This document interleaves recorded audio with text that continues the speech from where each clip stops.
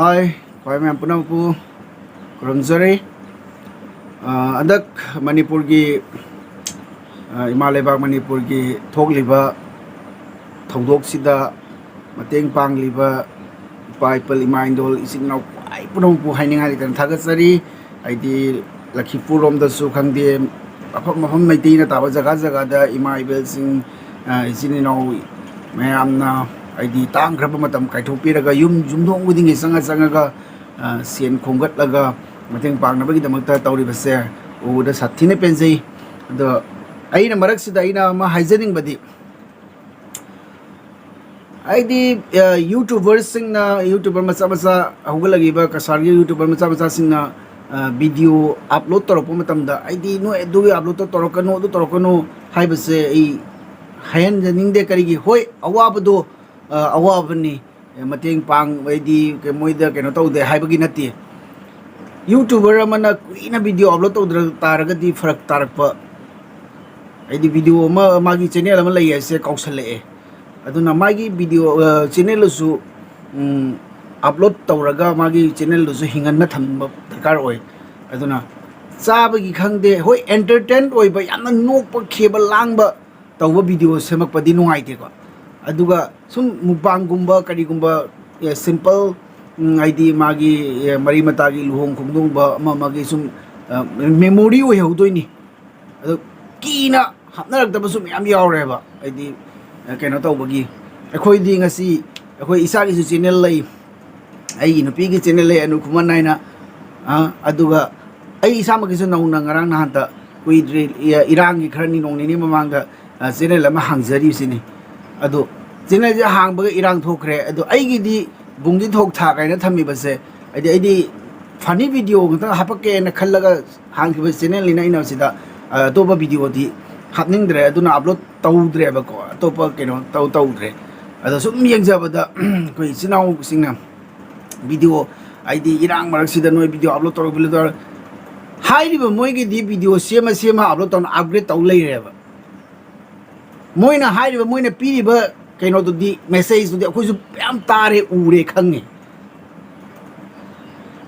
ado migi video thangat pado thina jai birak ba yawe ba kai gi no binungsi khang no migi keno khangdra video upload to do kai kari gi no adu da taw ko yawre ba thangat su no keno Manipur raiba leibak to kayamu yam sen vote ki matam da bora paisa sen jen bangam leibak ni adugi senjau bora jon ba jen ba senjau ba yam do hujik jelu dana kari gi jen de vote jen ba dumaina hujik jen thau dana keno khudingi relief camp khudingi chala ga vote khom ba da bora puraga jen ba dumaina relief camp da chala ga jelu dana kaino bes hai ge ba duga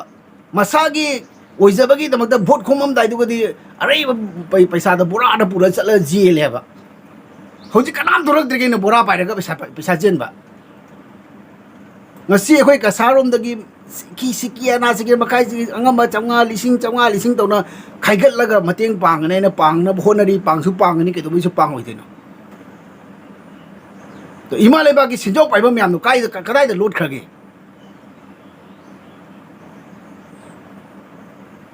news ta chokjam na Manipur gi news utpasida relief camp da khangde ama da khangde tawriba mayam sida amata ude ba mahangna mana relief se gi relief camp sida lupa lakh manga mateng pangram se lupa lakh ama mateng pangram na keno tawde ba election matam da mi da lupa lising manga phange lijele lising tara jele lising kun jele vote thada ba chatpada lising yangai paira lai ado hujik thoi ba thodok si ga do mai tawdir kai gino akhoi di se sang ga se sang ba sangdre kak ba sangdre nungai ta dana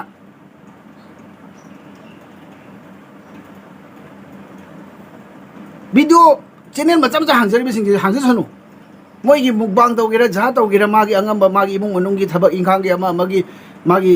channel lo hingjana ba video upload tawda kisu kai da mare khali ado tawraga manipuri ma chan thaka da mante hoi nungai te tholiba thawdo ja khoi siga thom taragdi kai dawne abdo khoi ju khangi khangda banate khangi khoi ju ating ba mam na do to no mi pro lo thijen thame แล้วมื่อในนิวส์ตาร์ก็วิดีโออัพโหลดต้องทำเลยแบบทางกันโลกปุ่นน้ำมาทางกันโลกยามนั้นนุกปะเขบกินมาตั้งตัวทางกันแล้วก็หนูดูมาไงกะรี่มาตั้งสิตัวนุกปะเขบจังบ่มาตมาเตะอาศัยแต่วิดีโอตัวเอาว่าบกินหลังติดนะเกี่ยร์ก็ทุกนั่นแล้วก็วิดีโอเชื่อมกับตัวเด็กคุยสุพามดี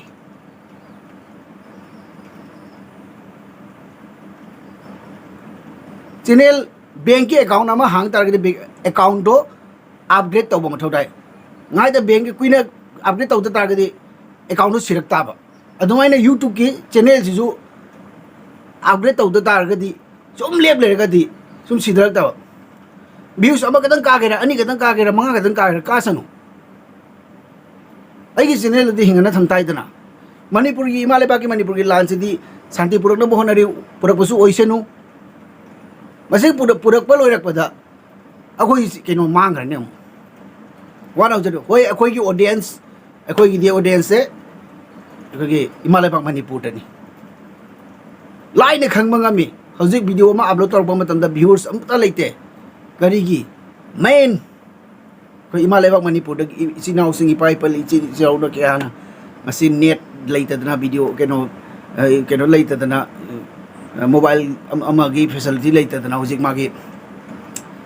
viewers लेतेबा viewers की नते हौजिक upload तौरीसे अइना हिंगनिंग channel लो हिंगना थमने होय नोक खेब लांग खोटपगी video दि सेमिरकनो अदुदि हाइनिंग दुमीना छेंगमपुदुगा मुकबांग तौब चंगी no अदु तौब चंगी no अदा तौब चंगी खोली अदु आइना मीदो केनो तौरगा नमसन थंबीरे दुमीगी रिपोर्ट फंगा मोइना वीडियो सेमगलकबा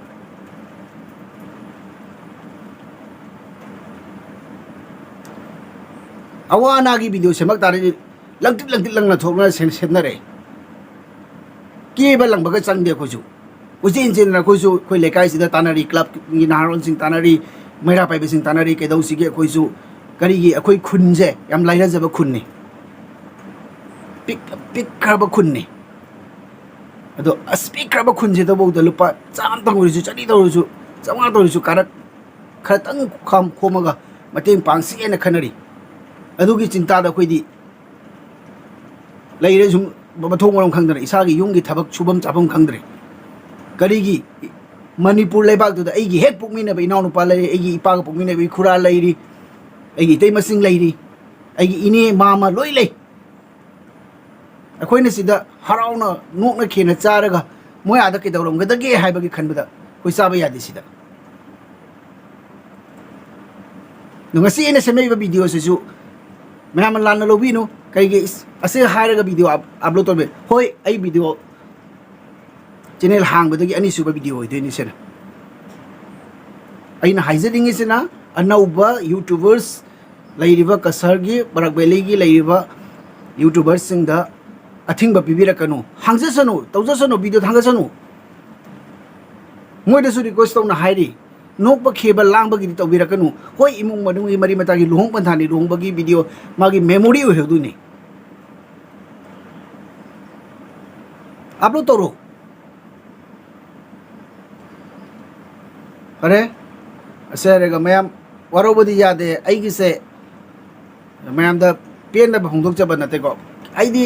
नुआइ जदेबा मी पुनम लोइने मनुंग के तौना लैनारेबा करी की खलोइदुन हिमालय पाक मणिपुर की तमत करी खलोइदुन खलीदुनी फरे मैम वरबो जादे आइना हाइगी बंगांगी बसिदा सोइबा क्या अरानबा क्या यारोगसु मैम ngaकपिगनी करी की असे कनागुमम दैना हुल्लगा ngang बनते न्यूज़ ते नुंती येंगिने खोजु इफाल ला कैदौरी हौजिक एखोइ एई इसामगी यूट्यूब ता येंगिसे ओनली मणिपुर की न्यूज़ कैदौरीबा अनौबा करी अपडेट लेबा करी अनौबा पाउ लेबा करी एदोम के लेबा हाइरे मसिदा मीगिदी मचा मानै के बर्मा मोरे रोमदगी चंगे अदुदै चंगे अदादै चंगे मीगिदी चा मानै अखोइदि केदोम मानगमदे अखोइने अखोइजु मानरसि केनो दुदि अखोइजु चंगसि मीगिदी खुलाइ पाइ अखोइ पाइदे मणिपुरदा लेबै माइ इबै जंग तु सोले बगे नते नोंमैगी ममांग नम केदो दुइनो ngam upai le tabai ne ya khong che khang le ri se ꯃꯩꯇꯩꯗꯁꯨ ꯅꯣꯡꯃꯩ ꯄꯥꯏꯕꯒꯤ ꯑꯌꯥꯕ ꯄꯤꯔꯝꯃꯗꯤ ꯈꯪꯅꯒꯗꯕꯅꯦ ꯍꯟꯗꯛ ꯃꯇꯥꯡꯁꯦ ꯃꯣꯏꯅ ꯁꯨꯗ ꯂꯩꯔꯒ open kena ta tauring tauruk ko na mai tai yu wangang bangam de sarkar su kin tong ngam de kaino mai tai de su karam ba i je le do khange khoi su yam sak le ja ne khoi sida khoi su imphal lu ga chatlaga matik chaba khulai pa ga thangai sing la na min na se ke kari ka kam hena do ba khu su sini mo su sini kyam nop na lai ge Manipur ni Maitai gi leibang ni ima leibang Manipur ni kasar de leiba Maitai pun mo hup na su chatlaga mateng pang ga landa min de ke do mai pa oi dino lan tau ta ra ga di pumut munna ta ba mai gi ni mo munna ta ba ado mut ta na ba gi damak ta ni ing na chik na shanti oi na purak na bai na Maitai de break fara wari sana ri se mo ne sum henjale henjasano kyam hendoi na henjasano asida no na do tawre akoi ma sida sida eno tawna dan mari jena nan leire ba ahal laman sina awana thi dana sen thum khai dana ko dana jungi mayang no mateng pang na bai no honari koi di yungi thaba kanja baga isa gi tawri ba sinbam je thaba kanja baga chatna koina mafa hon chatna sen khai bagi ko ngamjade adu tar gu so ina ngamjaba khradi mateng taw khre ati darkar oi gi ati su taw khini pangan gi mateng ta pangba tar gu so i pang ani soidana yang sangai rage mayam asigi na de matang asida patha jarage mathang video mu unar si do karam kana video upload tor ka do hai bangam de do soidana di thangala kani do roi boy nam kusu kujo do naijari youtubers anoba singa video upload tor thing ba pibira kanu thanga jasanu mai magi video channel magi channel lo hingjasanu share ga mayam dagi thajarage